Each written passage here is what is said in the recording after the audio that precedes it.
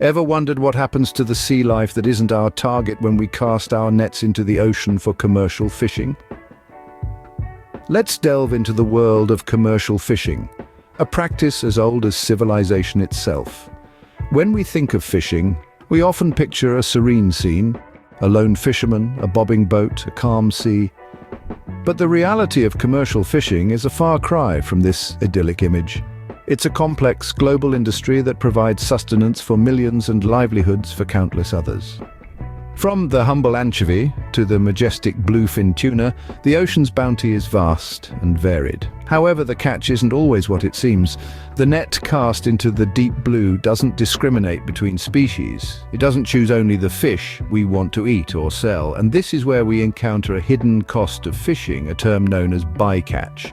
Bycatch refers to the unintended capture of non-target species during fishing. This could include other fish species, but also marine mammals, birds, and even turtles. Picture this, you're trying to catch tuna, but along with your intended catch, you also reel in dolphins, sharks, and sea turtles. They're not what you were fishing for, but they got caught in the net all the same. This is a serious issue, not just because it's wasteful, but because it's detrimental to the health of our oceans. Bycatch can have grave implications for marine ecosystems, endangering species, and disrupting the delicate balance of life beneath the waves.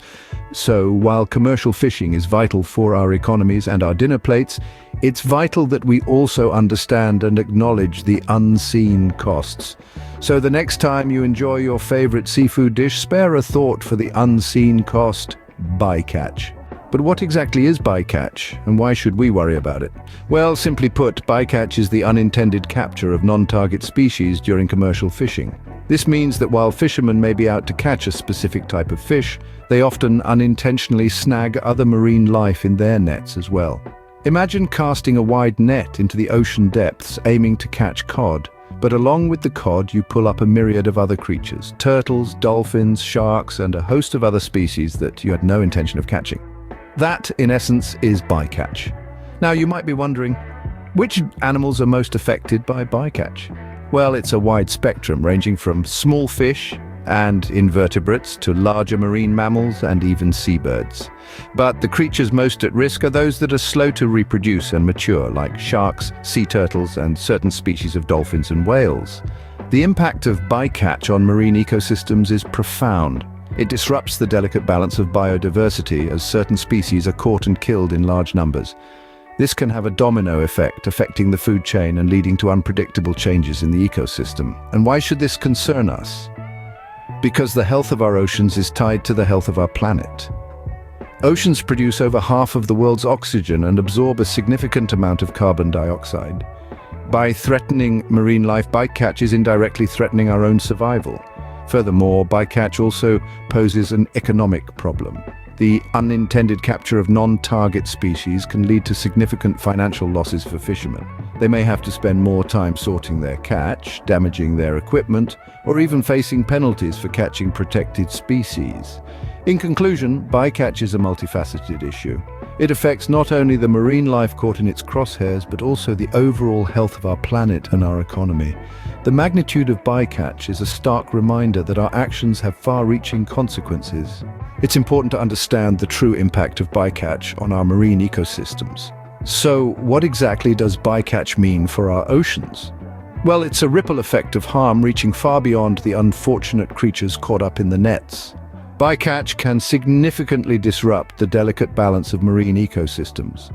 When one species is unintentionally overfished, its predators can starve and its prey can multiply unchecked, leading to an imbalance that reverberates through the food chain. This can even result in the degradation of marine habitats. And it's not just any species that are affected. Bycatch often includes endangered species such as sea turtles, dolphins, and certain types of sharks. These animals already face a myriad of threats to their survival, and bycatch only adds to their plight. In fact, bycatch is one of the leading threats to sea turtles and small cetaceans globally. This accidental capture can push these species closer to the brink of extinction, which in turn affects the health and diversity of our oceans. But the impact of bycatch doesn't stop at the environmental level. It also has significant economic implications. Bycatch represents a monumental waste of resources. Fish that could have been a valuable source of income or food are discarded, often dead or dying. It's an inefficiency that the fishing industry, and indeed our planet, can ill afford. Moreover, high rates of bycatch can lead to the premature closure of fisheries to prevent overfishing. This can result in lost jobs and economic instability in communities that rely on fishing. The economic cost of bycatch can be felt from the individual fisherman to the global economy, and let's not forget the ethical considerations. The accidental capture and often the subsequent death of millions of marine animals each year raises serious questions about our fishing practices. It's a moral issue that we can't afford to ignore. Bycatch is not just an environmental issue, but an economic one too. And as we'll see in the next scene, it's a problem that demands urgent solutions. Now that we grasp the scale of the bycatch problem, what can we do about it? One promising approach is to improve fishing gear and practices. By using more selective fishing gear, we can target specific species and sizes of fish, thereby reducing the amount of unintended catch. Innovations such as turtle excluder devices in shrimp trawls, circle hooks in long lines to deter sea turtles, and acoustic pingers on gill nets to warn off cetaceans have already shown significant progress. But technology alone isn't enough. We need to change our fishing practices as well. This might mean avoiding areas where vulnerable species are known to congregate, or altering fishing times to when bycatch species are less active. Beyond the fishing vessels themselves, policy changes can make a big difference. Stricter regulations on bycatch limits, better enforcement of existing laws, and rewarding sustainable fishing practices could all help turn the tide. Governments have a crucial role to play here, as do international bodies that oversee the world's major fishing grounds. Consumer awareness is another powerful tool. When people understand the impact of their seafood choices, they can make decisions that support sustainable fishing. This could mean choosing species that are caught in a way that minimizes bycatch, or even opting for farmed fish where appropriate. But perhaps the most important solution is collective action. This isn't just about individual fishermen or consumers or policymakers. It's about all stakeholders in the fishing industry working together. Scientists developing better gear, fishermen trying out new practices, policymakers enacting and enforcing bycatch regulations, consumers choosing sustainable seafood. All these actions taken together can make a real difference. Bycatch is a complex problem and it needs a multifaceted solution, but the stakes couldn't be higher.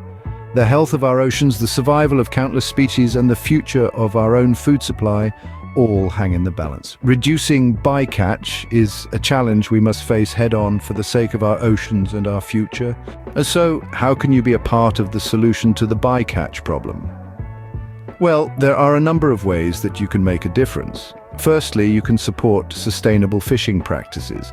This could mean purchasing seafood that is certified as sustainably caught by reputable organizations. These certifications ensure that the seafood you're consuming comes from fisheries that minimize bycatch and have a lesser impact on the marine environment. You can also make a difference by spreading awareness about this issue. Talk to your friends, your family, your colleagues about bycatch and its impacts on our oceans. You don't have to be a marine biologist or a fisherman to care about our sea life. And remember, knowledge is power.